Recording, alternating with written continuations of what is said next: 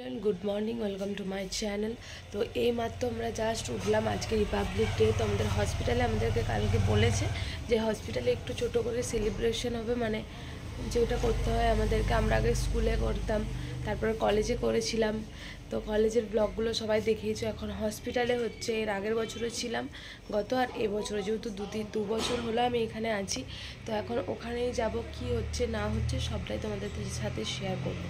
Basically স্কুলে আমরা কি করতাম, স্কুলে করতাম যে কি বলে তোমার, স্কুলে করব আমরা ফুল নিয়ে যাব, ভোর ভোর উঠে ফুল তুলতাম। যে আমাদের ফুলগুলো নিয়ে গেলে, আমি যেটা ভাবতাম যে আমাদের ফুলগুলো নিয়ে গেলে আমাদের ফুলগুলো দেবে বেশি বেশি করে, আগে দিলে ওই ঠাকুর মানে পায়ে ছবিতে দেওয়া হবে। মানে এইভাবে আমরা সবাই ফুল টুল তুলে একদম সকাল সকাল উঠে, সবাই আমি আশা করছি যারা স্কুলে পড়েছো, সকাল সকাল উঠে আমরা রেডি হতাম। আমাদের এক্সাইটমেন্ট বেশি ছিল, সব ছিল, এখনও আছে অবশ্য। জাস্ট কালকে মানে জিজার তো অনেক ডিউটি থাকে, তো ওই জন্য। আর কালকে প্রচণ্ড রাতে ঘুম হয়েছে, জানি না কেন, ঘুমই পাচ্ছে না। দুপুরে যেহেতু ঘুমিয়েছি, আর আমি দুপুরে ঘুমোলে একদম আমি ঘুমোতে পারি না রাত্রেবেলায়। মিনিমাম আমরা কালকে 3টা সাড়ে 3টা পর্যন্ত জেগেছিলাম। তো তারপরে লাস্টে যখন হলো কিছুতেই আমাদের ঘুম আসছে না, লাস্টে আমি আর নীলা ডিসাইড করলাম, মানে আমার আরেকটা রুমমেট, ওর ডিউটি ছিল না, ওরা আমার সাথে খুব একটা ডিউটি থাকে বলতে গেলে, তো আমরা দুজনে একসাথে থাকি। তো বেসিক্যালি কী হয়েছে, কালকে রাত্রে আমরা ডিসাইড করলাম চল আমরা চা খাই, আমাদের ঘুম হচ্ছে না। রাত 3টার সময় আমরা চা বানিয়ে খেয়ে তারপর ঘুমিয়েছি। এত আমাদের মাথা খারাপ হয়ে গেছিলো কালকে রাত্রে। প্রস্তুতি চলছে ফ্ল্যাগ খাটানোর। দাঁড়াও, রেডি হয়নি বলেই তো আমি করছি। হ্যাপি রিপাবলিক ডে সবাইকে, happy Republic day.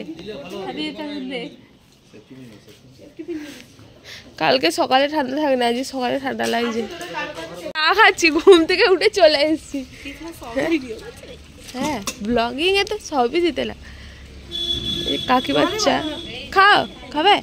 Night staff is come and going to God, happy republic, Vande Mataram. দিকে চলে এলাম, যেহেতু আমি পরিক্রমাতে বেরোবো, আমাদের মাতাজিরা সব আসছে, পৌঁছে গেছে প্রায়। তো আমি ড্রেসটা পরবো আর যাবো ওখান থেকে। আজকে সকালটা ঠান্ডাই লাগছে, তো কালকে রাত্রে এত ঠান্ডা লাগেনি, সকালে ঠান্ডাটা আছে। আমরা এখন পরিক্রমার জন্য বেরিয়েছি, আমাদের কেউ কেউ বেরিয়েছে, কেউ কেউ বেরোয়নি। তো এখন পরিক্রমা আছে, বিষ্ণুপুর পরিক্রমা। আমরা এখন সবাই বিষ্ণুপুর পরিক্রমাতে বেরিয়েছি। হরি বল, হরে কৃষ্ণা। পিছনে আরো দুটো টোটো আসছে।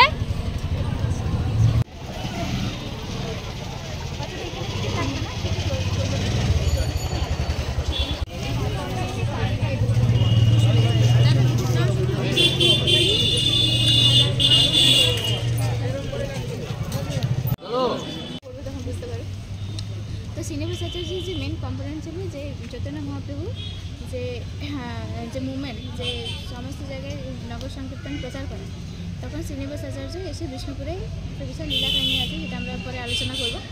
তো সেরকমই ভগবানের যে রাস নৃত্য, সেটাকে তুলে ধরার জন্য, ঠিক আছে, এই রাজারা বিভিন্নভাবে বিভিন্ন মন্দির প্রতিষ্ঠা করে, তার মধ্যে রাসমঞ্চ হচ্ছে একটা। তো রাসমঞ্চ বলতে যেরকম আমাদের দেখি যে ভগবানের যে যখন রাস হয় তখন প্রচুর, মানে সেখানে অগন্তুক গোপিকারা ছিল, ঠিক আছে। আমরা দুজনে 16,100 পত্নী ছিল, কিন্তু গোপিকা কতজন ছিল সেটা হচ্ছে বিয়ন্ড থিঙ্কিং।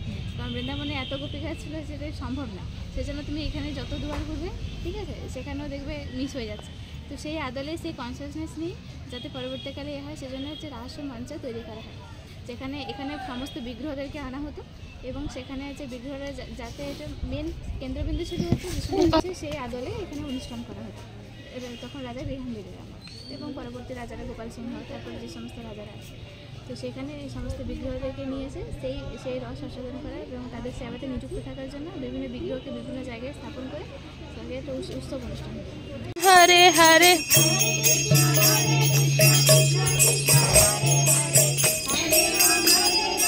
রাম রাম হরে হরে, হরে কৃষ্ণা কৃষ্ণ কৃষ্ণ হরে হরে, হরে রাম রাম রাম হরে হরে, হরে কৃষ্ণা কৃষ্ণ কৃষ্ণ হরে হরে, হরে রাম।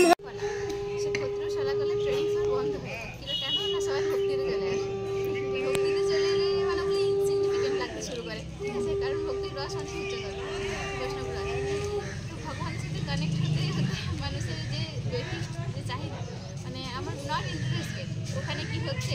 এই মানে তখন রাজা যখন বৈষ্ণব হবে তখন যুদ্ধের আর কোনো প্রয়োজন হবে না। শিল প্রভুপাদ কথা বলতেন যে যদি কমপ্লিটলি সবাইকে একটু মানে জাতিপুঞ্জের কোনো প্রয়োজন নেই, যদি সেন্টারে কৃষ্ণ থাকে তো এই সমস্ত দেশ সবাই সমস্ত শান্তিপূর্ণভাবে চলবে। যদি একটা দেশ আরেকটা দেশকে হামলা করে বলে আমাদের এই এত প্রতিরক্ষা করতে দরকার হয়। যদি কেউ কাউকে হামলাই না করলো, সবাই শান্তিপূর্ণ করে সমস্ত কিছু ঠিকঠাক করলো এবং প্রকৃতি মাতা তখন কৃপা করবে। মন্ডল ভগবতী পার্জন্য কর্ম সম্ভব, যজ্ঞাত ভগবতী পার্জন্য যজ্ঞাত কর্ম সমুদ্র।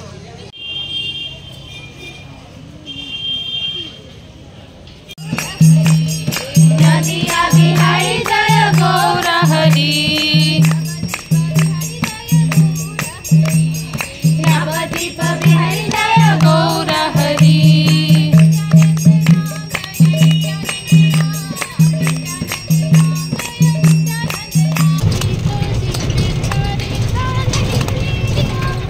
আজম পতিত জীবে দারে দারে গিয়া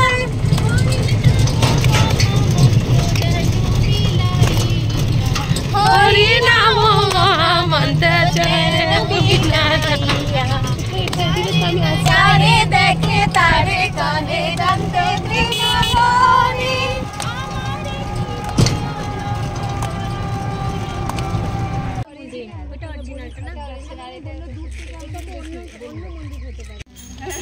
কৃষ্ণ কৃষ্ণ হরে হরে, হরে রাম হরে বল, হরে কৃষ্ণ কৃষ্ণ কৃষ্ণ কৃষ্ণ হরে হরে।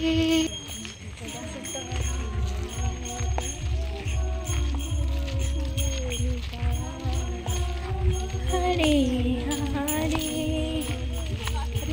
হরি বল। রাম হরে রাম। সেটাও নিজে এখন ওইদিকে রাখা হয়েছে, তো একটা সময় এখানেও মানে সেবা পুজো চলেছে। ওটা মন্দিরটা যে একদম ধ্বংসাবশেষ হয়ে গেছে, যেটা অ্যাকচুয়াল কালাচাঁদের মন্দির, ঠিক আছে। তো এখানে দর্শন করে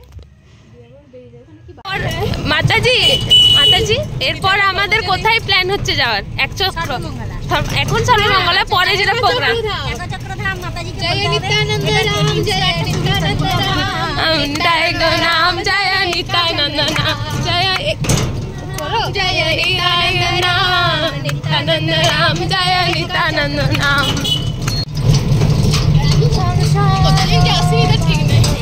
গৌর নিতাই গৌর নিতাই, জয় গৌর নিতাই, জয় গৌর হরি বল, হরি বল, হরি বল। রাম রাম রাম হরে হরে, কৃষ্ণ হরে কৃষ্ণ কৃষ্ণ কৃষ্ণ হরে হরে, হরে রাম রাম রাম হরে হরে। পরিক্রমা করে ফিরে গেছি, যেহেতু আমার ইভিনিং ডিউটি আছে, ওই জন্য আমি পুরোটা পরিক্রমা করতে পারিনি।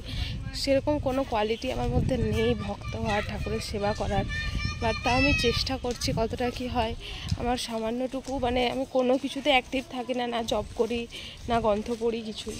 তো এখন ইভিনিং ডিউটি আছে, এখানে আমরা এখন খাবার নিতে আসছি।